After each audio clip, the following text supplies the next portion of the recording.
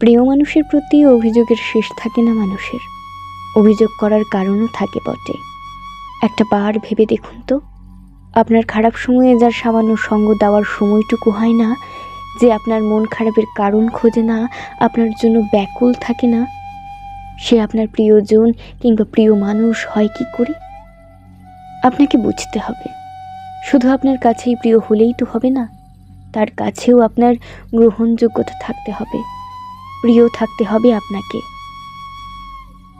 জানেন তো, প্রিয় জিনিসের প্রতি মানুষের আলাদাই একটা যত্ন থাকে, আলাদা ভালোবাসা থাকে, আলাদা টান থাকে।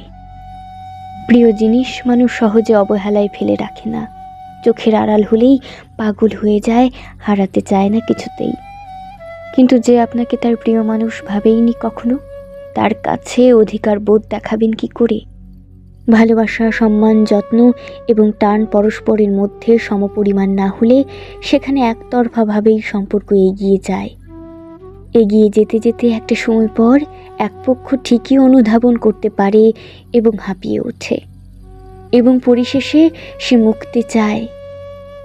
সত্যিকারের মানুষ কিংবা প্রিয়জন তো সেই, যার কাছে সময় ভিক্ষে চাইতে হয় না। আপনাকে সময় দেওয়ার জন্য সে নিজে থেকেই আপনাকে খুঁজে নেয়।